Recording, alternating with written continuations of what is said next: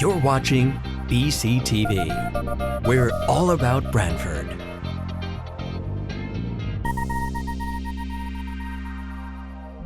You're watching BCTV, Branford Government Television, a service of Branford Community Television. This program is brought to you in part through the support of the town of Branford. All right, we're going to get started with the Town of Branford Board of Finance for July 28th, 2025. And first on the agenda is to approve the minutes of the May 19th, 2025 meeting. I'll move it, Joe. I'll second. Moved and seconded. Discussion? All in favor? Aye. Aye. And I might note that Pamela DeLeese, board member Pam DeLeese, is on the phone. She's in transit, traveling today, so she's participating through the phone. Number 2 is citizens' communications. Do we have anyone from the audience that would like to address the board with regards to the agenda items? Okay, with no takers, I do have a letter from the fire chief, and I'll read it under communications, dated July 23rd, 2025, to the members of the Board of Finance, RTM, and Board of Selectmen, Town of Branford. Dear honorable members, on behalf of the Branford Fire Department and the Branford Board of Fire Commissioners, I extend our sincere thanks for your support of the first phase of our staffing and deployment plan, specifically the full-time staffing of Indian Neck Fire Station 9. Your investment in public safety is already making a measurable difference for the residents of Branford.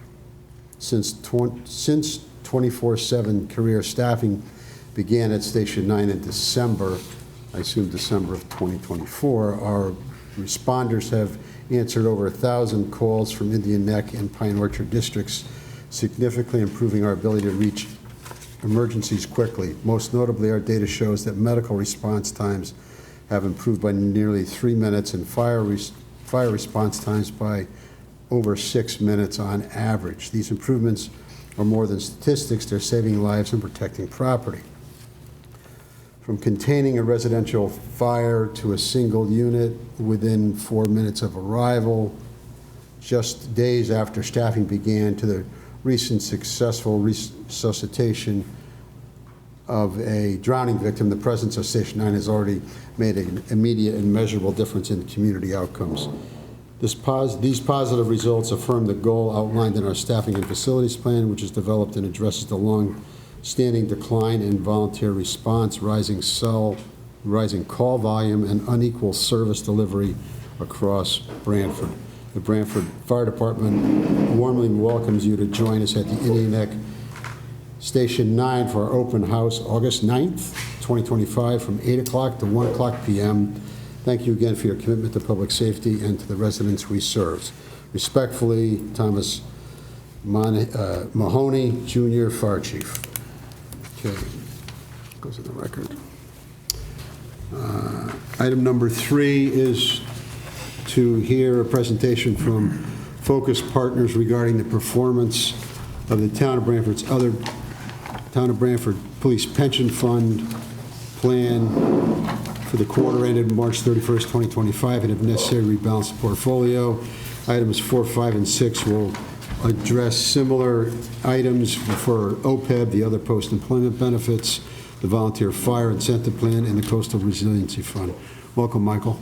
Good evening. Thank you all, and thank you to the Board of Finance for accommodating my schedule and seeing me a month early this quarter. It was quite an interesting start to the year, and no shortage of news and no shortage of noise as well. It's pretty amazing when you think back at it. We had continued unrest in the Middle East. We, of course, had a U.S. attack on Iran. We had the tariff announcements, which led to some tremendous volatility, both to the downside and then following to the upside. But through all of it, we've seen really tremendous resilience from the economy and the consumer. Economic growth has been reasonably strong, as have corporate earnings, and consumer spending has remained strong as well. So despite a fair amount of negative headlines, the market has really been resilient, and it's really a good reminder that although news drives things in the very short run, and headlines are you'll make for interesting conversation, but the market really tends to follow the fundamentals over the long run. And so, bigger picture, we have seen some relative weakness in the U.S. dollar. Actually, the weakest start to the year going back almost 20 years. We saw about an 11% decline in the U.S. dollar. As we've said often in the past, very often these things are a bit exaggerated, and to paraphrase Mark Twain, the demise of the dollar is greatly exaggerated. We have seen these sort of swings before. Remember back to around the turn of the century, it was headlines that a lot of athletes and supermodels and actors and what have you were demanding to be paid in euros. And then we had about 20 years of a very strong dollar, and so we've seen a little bit of weakness, but that tends to be short-lived. The economy, as I mentioned, continues to move reasonably well, and employment remains low. One area of caution is that we are seeing it's taking longer for people who are unemployed to find jobs. That's particularly true in kind of the traditional white-collar jobs, as many of the companies that hired very, very aggressively, especially during COVID, are starting to lay folks off, and there is a bit of a glut in certain areas of the market. All of this comes full circle to the concept of structural versus cyclical. And that is weakness structural or cyclical? And we feel what we're seeing now is really more cyclical. Where the risk is that we could potentially see some structural weakness is around something that, of course, always gets a lot of news, and more so recently, but that's the federal deficit and the debt to a lesser extent. And a lot of that will depend on the flavor, if you will, that artificial intelligence takes. Will artificial intelligence become what's called a general purpose technology, something akin to the electric light bulb, which really had just a transformational effect on all of society, or will it be more along the lines of something like social media? Something that everyone uses and is pretty neat, but at the end of the day has fairly limited economic impact. And if ultimately artificial intelligence really is transformational, then we can see that our debt and our deficit in particular are more likely to be cyclical, not unlike what we saw during periods of war, for instance, at the end of World War II, when we had very high debt and deficits. Or alternatively, is our demographics and the debt and deficit going to dominate, if you will, in which case that can potentially lead to longer periods of slower growth and higher interest rates and the like. So, big picture, overall things are look reasonably good right now, and again, the lesson here is really try to take a step back from the headlines with your investment decisions, because the headlines become noise in relatively short order. But the bigger picture that we're looking at and will likely be looking at for the next several years is ultimately, does artificial intelligence live up to its promise, and does it provide for increased productivity, and therefore provide a means for the economy to grow and to accelerate growth in the absence of significant growth in population. So, big picture, we had a good start to the year despite all the volatility, and for the first time in quite a number of years, diversification really worked. We saw, you'll see when we get into the performance report, all asset classes were positive for the first half of the year, despite some tremendous amount of volatility, especially at the beginning of April. And if we start in our book, please, on tab 2, page 15, we'll start with the 35,000-foot view on page 15, and we see that the long-term annualized return for the Town of Branford Police Pension has been 5.72%, a little bit behind the benchmark, which has been at 5.83%. However, that's come with about 7% less risk. as defined by the portfolio beta, which is at 0.93, and therefore our alpha or risk-adjusted return or value added, you may call it, is slightly positive at 0.02. It's worth repeating, we don't expect the alphas to be particularly large, both at the plan level as well as at the individual investment manager level, for the simple reason that that the vast majority of the pension plans are invested in index funds, with the exception of fixed income. So therefore, we don't see and don't expect to see a lot of alpha, but the fact that we have seen some is a good indicator, along with less volatility, is a good indicator that the relatively methodical rebalancing and deployment of contributions has borne some fruit for the pension plan. Big picture, we were up for the second quarter 3.4%, and year to date we're up just over 5%. For the trailing 1 year, the return at 8.1%, and at 8.61 for the trailing 3 years, and then we dipped down a little bit to 6.94 for the trailing 5 years, and then 5.25 for the trailing 10 years. In dollars and cents, at the bottom of page 15, all the way to the right, you can see the beginning value of the pension on April 1st, 2003 was $8.3 million.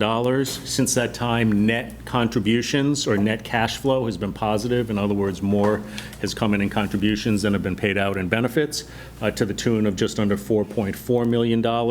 And then earnings have been just over $25 million, bringing us to an ending value of $37,780,000 as of the end of the quarter.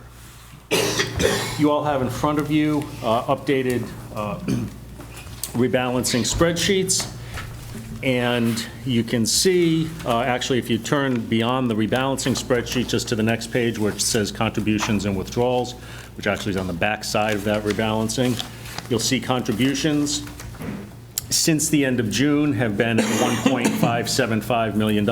Withdrawals, basically a month's worth of benefit payments at $233,000. And then we've had earnings to the tune of $1,368,000, so bringing total market value increase to $2.7 million. And you'll see at the bottom in the center there, it says current value $37,039,000. It's noteworthy that does not include $2.1 million that is currently invested in a short-term treasury bill. That was from the excess contribution that was made in the spring, and we are waiting for the actuary to put together the valuation before that is invested, because we want to take a deeper dive into the updated liabilities before we make a recommendation as to how that's invested. So that's currently sitting in a T-bill, collecting interest that's scheduled to mature towards the end of the year. Going back to the previous page, you'll notice we're slightly overweight in fixed income, underweight in equities, and overweight in cash. As you probably surmised, both because of the time of the year as well as because we have that money in the T-bill that we're waiting on the actuary for their valuation to be completed before we make a recommendation. So we are overweight in cash, but when we put together cash and fixed income, we are slightly overweight, but we're comfortable with that. We typically at this time of year keep extra cash on hand to meet the next number of months of benefit payments, since the contributions come in July, and then of course we have that $2.1 million in the T-bill. So long story short, no recommendation to rebalance the police pension this evening. Thanks, Mike. Questions on the police pension? Okay, move on. So moving on to the OPEB, which is in tab 3, and if you'd like to please turn to page 35.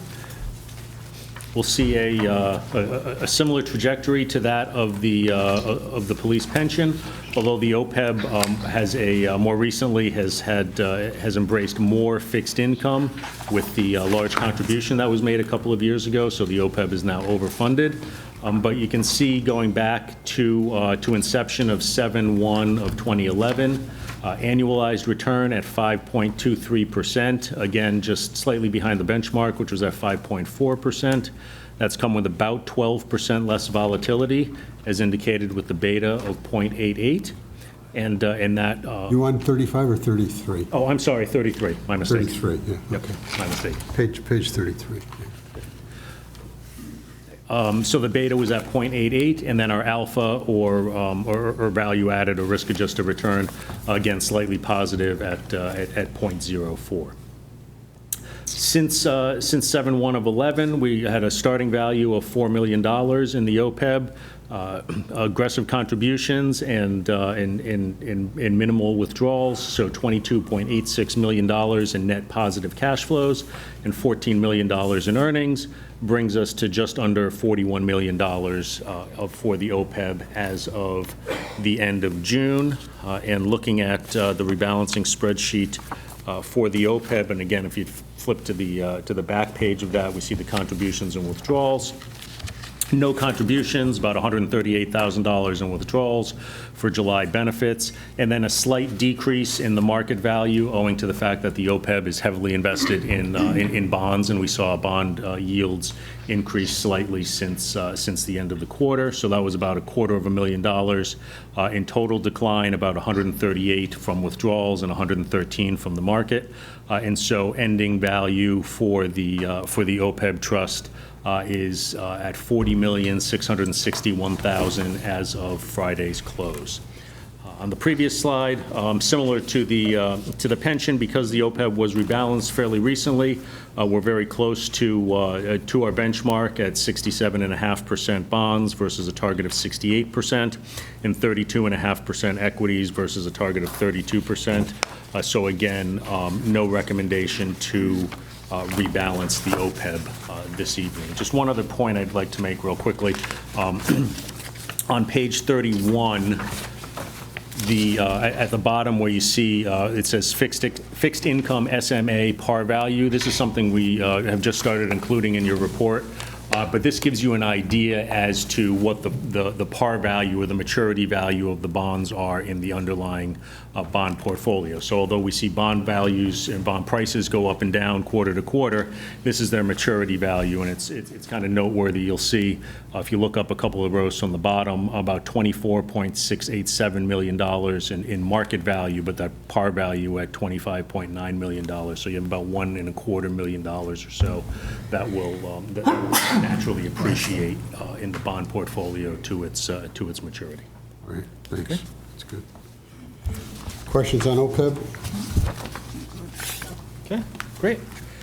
So moving on to tab 4 for the volunteer fire, and on page 50, taking a look at the same statistics and much very similar to the other asset pools.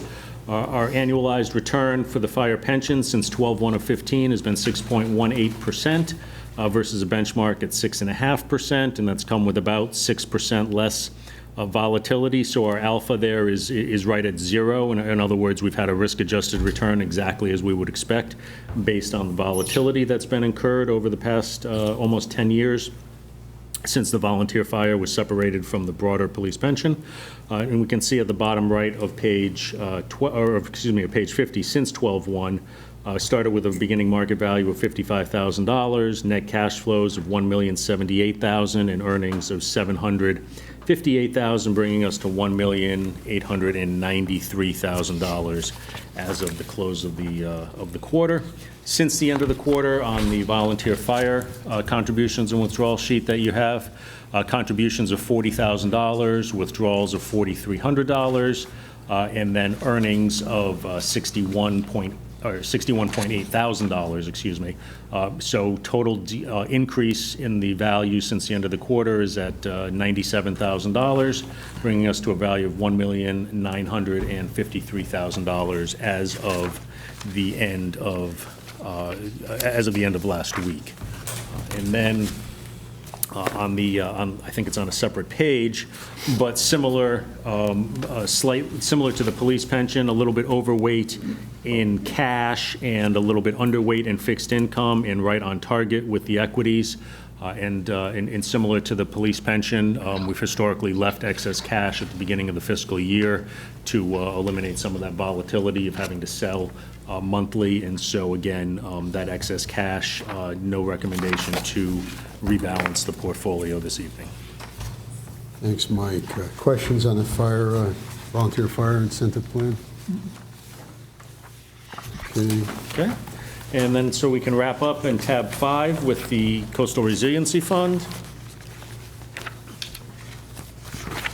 And starting on page 63, much shorter history. This was first funded at the end of 2021, so we're coming up on 4 years.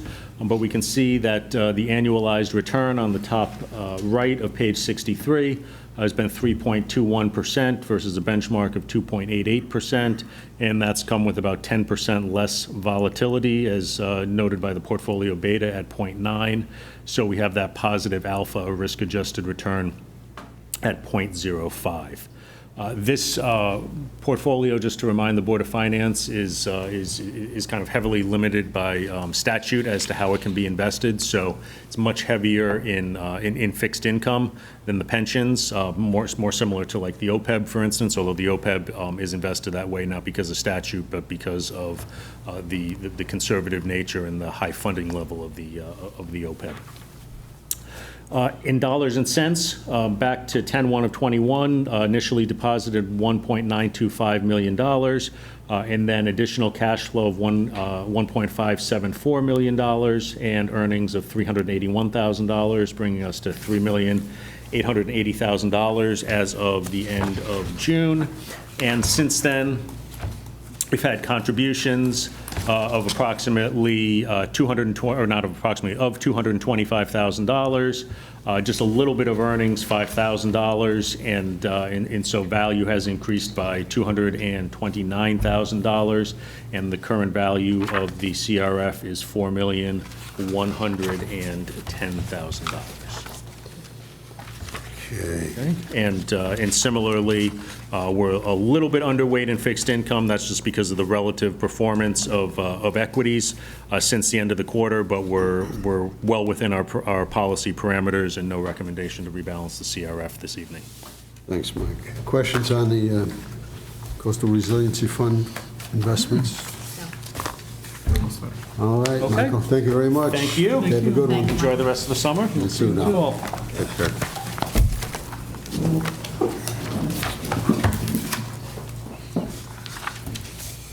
Okay. Next up is item number 7, which is pursuant to section 42-1 of the Code of the Town of Branford on the wastewater superintendent requests a Board of Finance review and favorable opinion for a bid waiver on 3-year agreement with Cernago Technologies for sledge hauling for the period 7/1/2025 to 6/30/2028. Welcome. Good evening.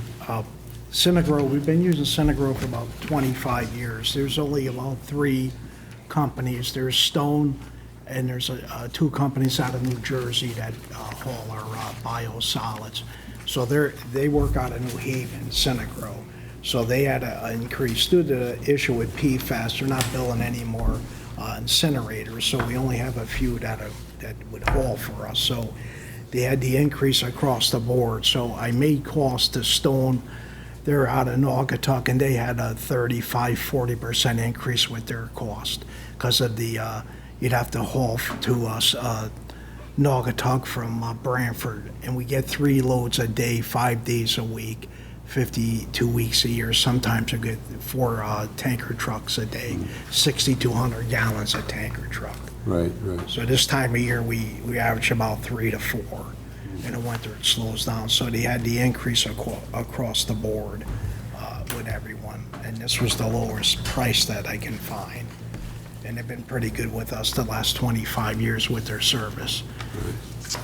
So it's a 35% increase?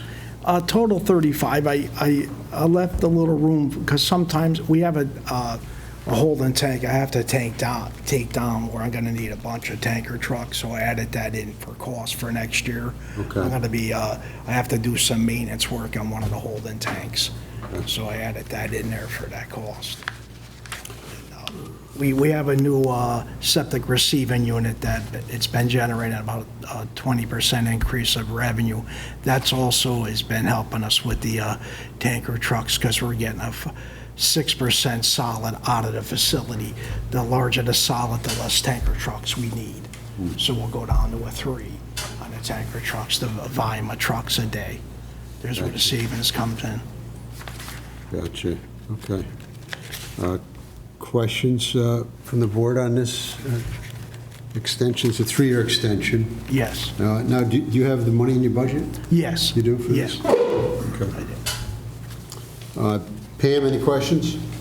No questions. Okay, so I will read a proposed resolution. Resolved that pursuant to 42-1 of the Code of Town of Branford, the Board of Finance recommends that the Board of Selectmen approve a 3-year agreement with Sonargo Technologies for the hauling of sludge from the wastewater treatment plant. Somebody could move that if they want. I'll second. Moved and seconded. Discussion? All in favor? Aye. Aye. I just might mention that you had presented this to the board prior to July 1st, but we didn't have a meeting in June, so. Thank you, Brian. Okay, thank you very Keep up much. the- I appreciate it. Keep up the great work. Appreciate it. Okay, item number 8 is to hear an update on the James Blackstone Memorial Facilities Assessment Study. Hi, Katie. Welcome. Thank you. Thank you for having me here tonight. I wrote a letter to the board with some updates, and that was included in the packet. And as I stated in the letter, after the February meeting where $400,000 was assigned for anticipated repairs to the Blackstone Library, the Board of Trustees Building and Grounds Committee determined that we needed a comprehensive facility study to really understand the full scope of what the state of the building is and what repairs might be necessary. We want to be thorough so that we can identify the full scope of the issues that we're experiencing. And we know we'll need to develop what will have to be an ongoing multi-year intervention program. We do already have valuable insights into what we might expect regarding the water infiltration from below, given the work being done at the police station. The police department and Branford Blackstone Library share subterranean topography. The difference is that we'll need to orchestrate work in a manner that allows us to continue serving the community while this work is being done. We posted a request for qualifications at the beginning of July for a public bid. That RFQ was included in the meeting packet.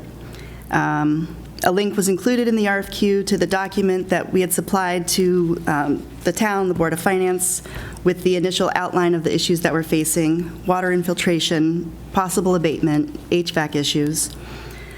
Since posting the RFQ, we held a non-mandatory building walkthrough for any interested architecture firms.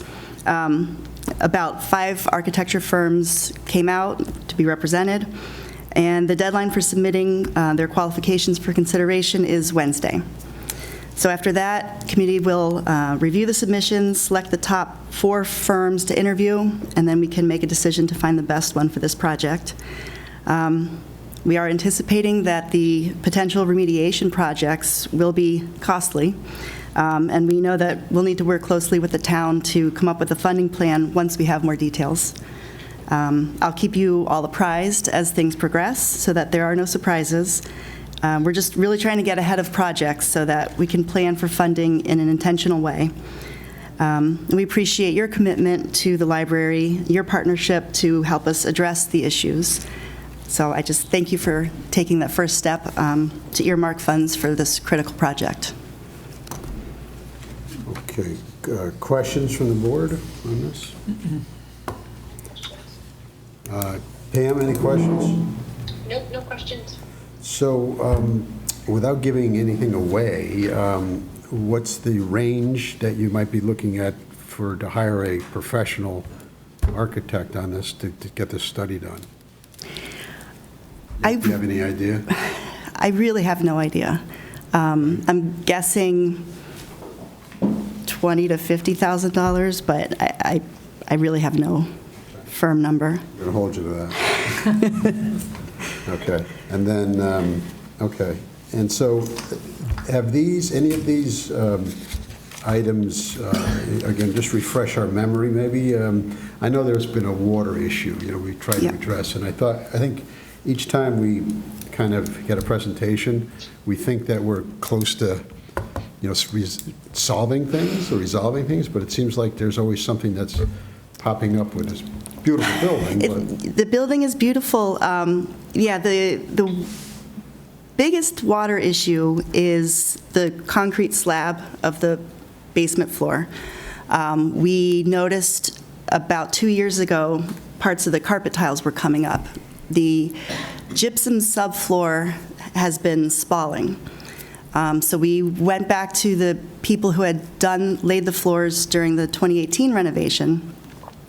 They came out and took a look, and they were going to do testing, but they said they thought it was, without a doubt, water had come up from the bottom, pushing salts and minerals up through the concrete, and that was dissolving this gypsum subfloor. So they gave us a big proposal to grind the concrete down, add a vapor barrier, relay it. It would result in the floor being a half-inch taller than it is now, and things would have to be recut. So when we got that proposal, that's when we decided we need to take a step back and really take a more holistic approach to the building as a whole. the water's coming in from the bottom. On that bottom layer, yeah, it's not pooling water, Right. but it's pushing these, Right. what we think is it's pushing the salts up and affecting that top layer of the concrete. Jamie, has the engineers looked at this? Well, the town engineer is part of the committee that's been looking at it. I don't know, other than bringing the contractor in, if they've had any design engineers come in to kind of see what the cause is and do that. I think would be the next step in terms of before they Okay. design a remedy. This is, as Kate said, I mean, we've been dealing, as you stated, Joe, many years with trying to address water issues, and that was Right. really up on the roof and coming Right. through the envelope of the building. This is something that they've been experiencing just for the last year or two. And 2 years. We were made aware of it this past Okay. year before right before the budget process. So something has changed, or something new is, Well, the only, what's changed is you put the addition on, right? yes, yeah. Yeah, which No, included- I mean, in terms of Which the included- water table. which Right, I but it don't know if that's, included site work at the piece, other than the water table rising. right, I don't know what's driving Right. that, but, as you're aware, we're in the midst of the police station project, which is, much lower elevation than what they're experiencing, but we're addressing a moisture water issue too with that slab, Right. right? It was similar, the salts were very high, coming up, pushing up through the minerals and the Right. salts were coming up into the top of the slab. So we're not sure if it has anything to do with the construction. No, I mean, I think that's where you need to have somebody come in and actually, So that's Do one of the some issues we're tests. seeing at the police station is the quality of the work, original work. Okay. And so when do you anticipate bringing an architect on board, in the fall sometime? Yeah, we're hoping to choose the firm by mid to late August, and hopefully get that work started in September. Okay. All right, good luck, keep us posted. Thank you. Thank you. Thanks. Thank you. Okay. Item number 9 is to hear a request from the tax collector to approve suspense list for 2019 grand list year for motor vehicle supplement, personal property. Welcome, Robert. Good evening. The tax office is submitting a request to place accounts from the 2019 grand list. into suspense, along with additional uncollectible accounts from the 2008 through 2023 grand list. The total amount being requested for transfer is $131,360.68, covering 695 accounts. The makeup of the accounts are deceased, out of business, bankruptcy, and uncollectible. A correction to the tax suspense affidavit under personal property, which I've given everyone a updated copy, is to reflect an increase on the personal property side from $3,876.24 to $31,360.68. Reflecting that increase for the affidavit, so that's correct. The personal property listing that's included in your attachment is accurate and doesn't require any changes. The breakout is for motor vehicle and motor vehicle supplemental, $98,183.25 for 591 units. Personal property, $31,360.16 for 103 units. And real estate, which again is unusual to have this in a suspense model. This is a mobile home for $1,654.16. Again, it's one unit. It was taken by the park owner under a 2180 action through the housing court, which extinguishes all liens and taxes due on the unit, and the mobile homeowner takes possession. This was a 1970s model, so again, this was an abandoned unit and past due on rent, so it was actually scrapped. Collection of suspense account effort continues with our third-party providers, Tax Serve and National Recovery, as well as our own in-house collection efforts. Our collection rate for GL23 currently is at 98.98 without the additional posting of the suspense accounts and payments that were made to the system of record that were rejected and were not posted till July 1st. So it's still floating around. I believe we'll be at the 99 plus mark for the 2023 GL year. In addition to our collection enforcement, we've completed the following. Number 2 and number 5, Indian Neck Avenue for real estate in the amount of $387.12 for real estate. Personal property, $106,433.11, as well as sewer utility for $9,377.43, and making a total payment of $328,197.66, which was scheduled to settle on or before June 30th, 2025. However, the settlement didn't take place until July 18th of 2025, and related counts of 4 and 6 Indian Neck Avenue will be settled in August through a 1031 exchange. The balance on that is about $37,247. And that is it. Any questions?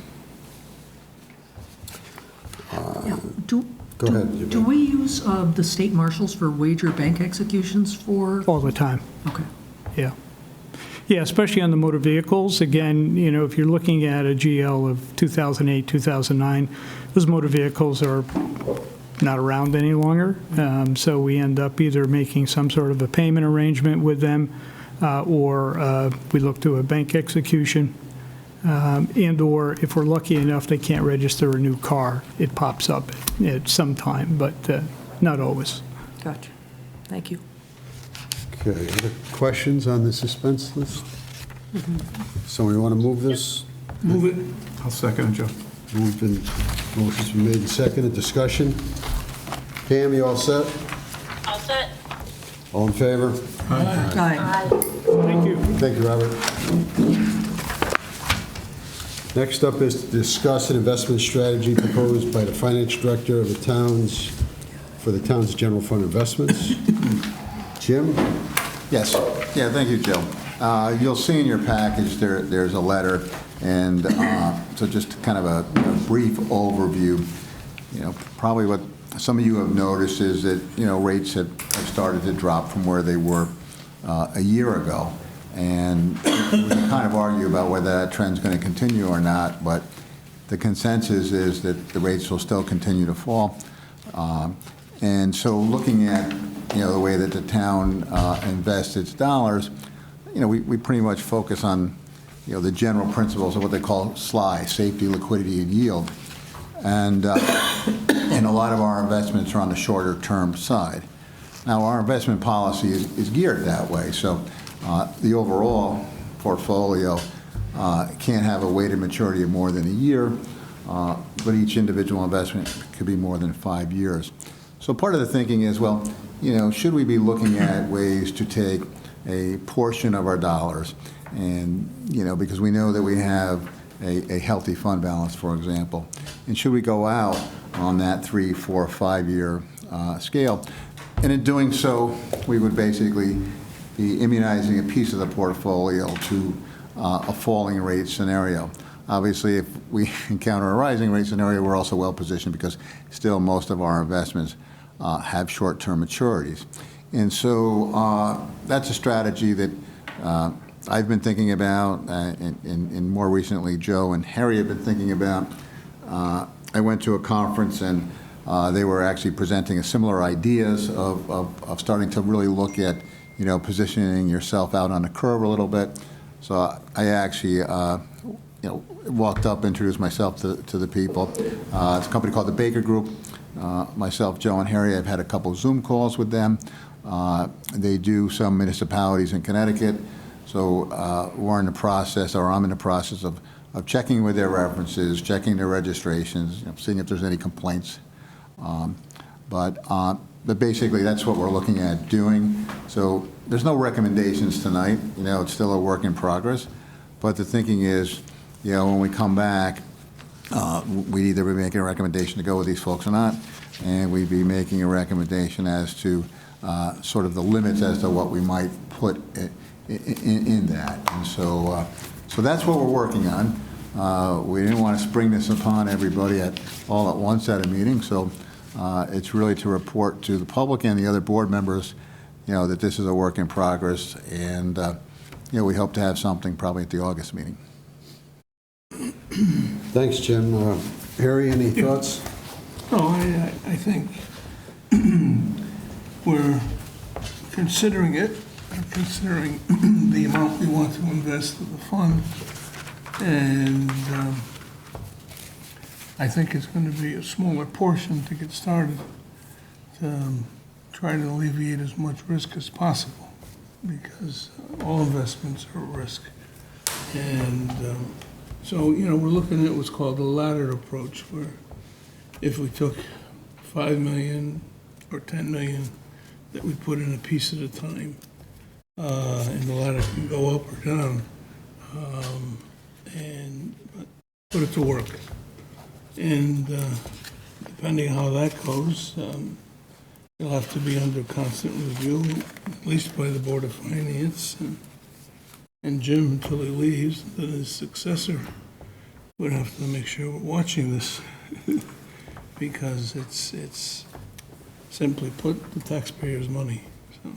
Well, the concept, yeah, and there's been more to come on this, but again, we'd be looking at Treasury, so we're looking at minimizing any type of risk that might be forthcoming. So more to come on this. Thanks, Harry. Thanks, Jim.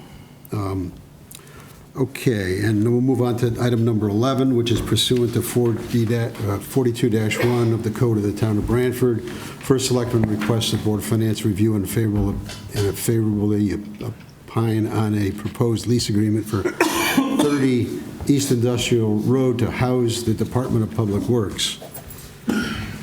Jamie? All right, thank you, Joe.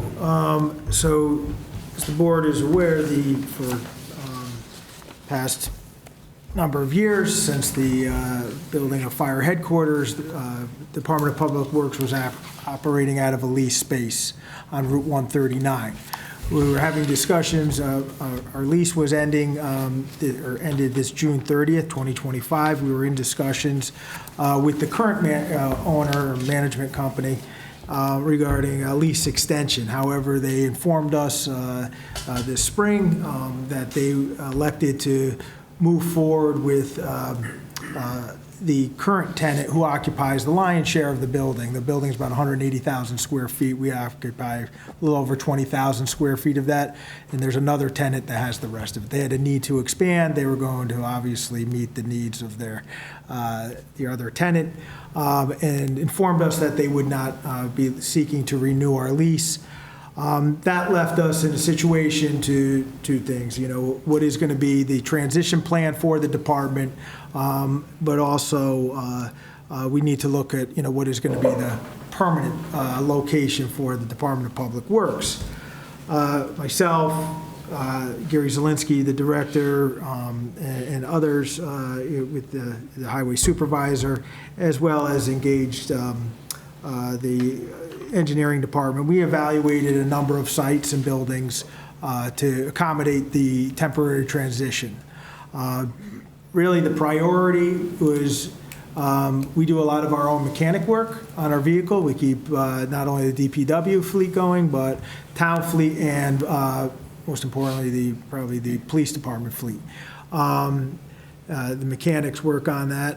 Out of the current facility, we needed a smooth transition somewhere where that activity can still take place. And then, secondly, the other priority was really a building that would be able to accommodate keeping the majority of the fleet, the trucks, undercover, especially for the times of inclement weather, so they can get out there and respond in a timely fashion. We feel, based on all the buildings that we looked at, that 30 East Industrial Road best met the needs in those priorities. Or there's things that are going to be lacking, and not there, of course. That was the struggle with every site. But this is not meant to be a long-term, and I actually am approaching this so the town doesn't find themselves in this same situation again, where they feel very comfortable. I give a lot of credit, and I will continue to do so, and I express this to our current crew down there at the Public Works. They made that facility work. A lot of what they do is clearly out around town. It's not within the facility, and I think the town has supported the department large by ensuring that they have the equipment, the trucks, and to do that. And they made it work. And in doing that, we've and the lease arrangement for the time, it was a very favorable arrangement for the town. I mean, you saw that. But we know that we became vulnerable now, right, falling in this situation. So this building is meant to be a transition building. That's why it's a 2-year lease. I talked to the owner. He was very accommodating. He's like, most places are looking for a 5-year with an option. He said, you want to let's do a 2-year. He understands that this is meant to be a temporary. There is language if we need to extend it beyond that. But this is truly meant, I felt the 2-year period is an adequate time for the town to kind of come up with a plan of what the long-term or permanent home of Public Works is.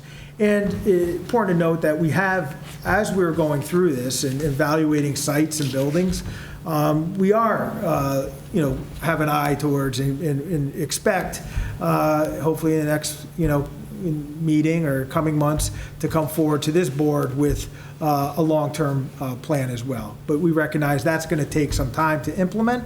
So tonight I ask, for your review of this arrangement. This was before going to the Board of Selectmen for action, and then hopefully execute this lease so we can finish the move this coming month. I provided the board with the lease proposal letter that gives a very thorough, gives a pretty good outline of the terms of the agreement, as well as the draft lease. That lease is currently being reviewed by town council as well. I have not heard back in terms of any recommended changes. It was pretty boilerplate language, but however, it's still doing our due diligence and having that reviewed as well. That's good, Jamie. A couple of questions. As far as vehicles outside, there was something in the lease that mentioned Yeah, that. so I think what the concern was, or is from the owner, and rightfully so, is, they looked at, went down toward our current operation and saw, the amount of old vehicles that are, prior to us disposing of them, they kind of land there as in the lot. It becomes, Public Works it becomes the area, for all the town departments in terms of getting rid of, old equipment, vehicles. It lands at Public Works. We are actually, now this is a good, opportunity for us to really evaluate in terms, and Public Works will hold an auction. They have one coming August 2nd, starting at the 139 facility, and they'll be moving up at the closure of that up to the transfer station facility. So the public is welcome. You can bid on a vehicle or some old equipment. But he didn't want to see that level of activity in terms of just being a dumping ground for the old fleet. Most of our fleet will fit inside. We have really started the move without even having a place a couple months ago.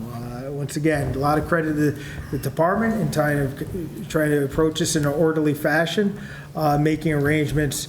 Gave us a good opportunity to kind of assess, our inventory, what we have, kind of, thin out some things that haven't used or is end of its useful life that may have lingered on beyond, that we expected. But it gave us a good opportunity too to look at. We have a current facility up at the transfer station that we've been beginning in the backside. There's a set of bays. This gave us an opportunity to really assess that building, and I think the building still provides value to the department, not only to Public Works, but I know some other departments have stressed a need for storage space, and with little attention to it, which we're giving. We're kind of cleaning it up, cleaning around the building, addressing some door issues, utilizing that storage. So we're fortunate that we have not only that open space, but we have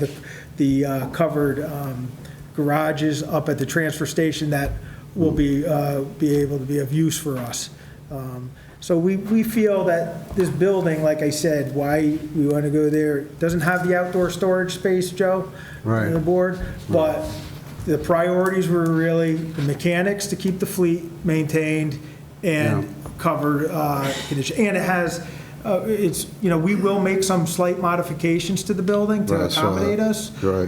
That's really limited to looking at some of the ventilation and the garage door openings. There's a number of garage doors, but we want to widen a couple of them to accommodate some of our pieces of equipment. But the office space is built out. There's adequate office space, bathrooms, locker rooms, conference room, break room. That it's built out already, and we toured it with the department, and they evaluate it, and we feel with minimal cosmetic work we might just do, we're not going to put too much into it, but just to kind of have it addressed, we can really move right. It's almost turnkey. Okay. And we're responsible for the systems, so are the systems in pretty good shape? Yeah, so we actually engaged an architect. We're having systems evaluated right now to see, but really primarily on the HVAC, et cetera. Yeah, in the ventilations. Gotcha. Okay. Thanks. Questions from the board on this? Yes. Harry? So are you going to leave a memo on your desk? You got a 2-year lease, correct? Yeah. With an option for extending. So you must have some idea, I'm not asking you where, but of where you would come in with a plan to build a facility. I will be working with the next administration to, kind of bring them up to speed on what we've done so far. I'm hopeful, that, there'll be a plan that we can start to discuss even before the next administration. I'm here until November 17th, Harry, so.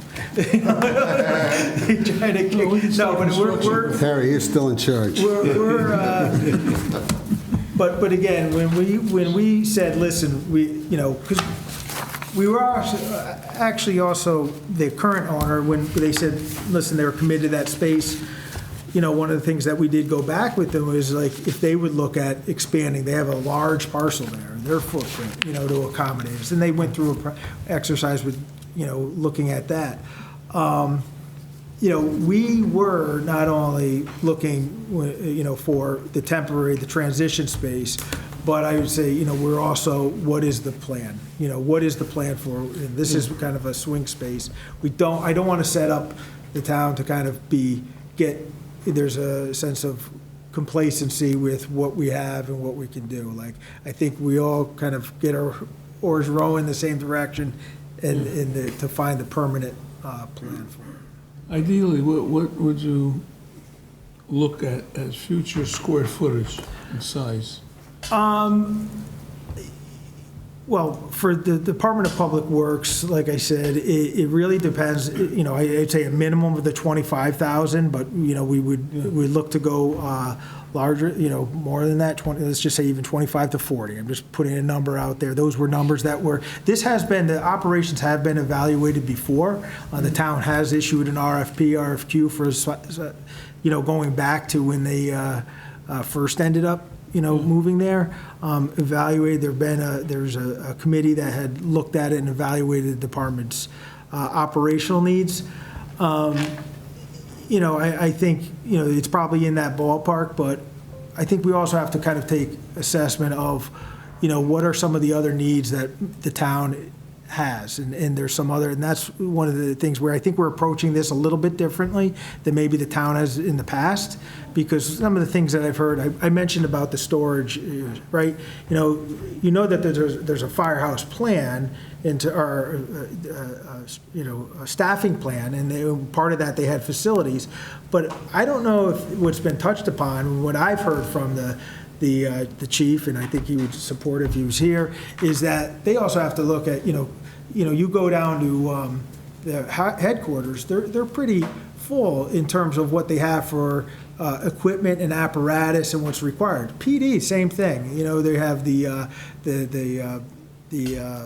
emergency response van they bring in. They have some equipment that all these things need to be housed, and they are housed, but it's creating a further pressure on our space needs. So I think about what are some of the other departments' needs as well, and I think this is an opportunity to consider those. Right?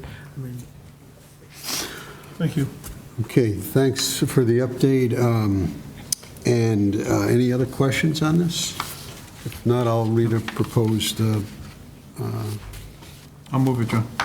Okay, I'm going to read, first I'll read more formally, resolved that the Board of, pursuant to 42-1 of the Code of the Town of Branford, the Board of Finance recommends that the Board of Selectmen approve a 24-month lease agreement, including renewal options for 30 to 36 East Industrial Road to rent a building and site for the town's public works operation.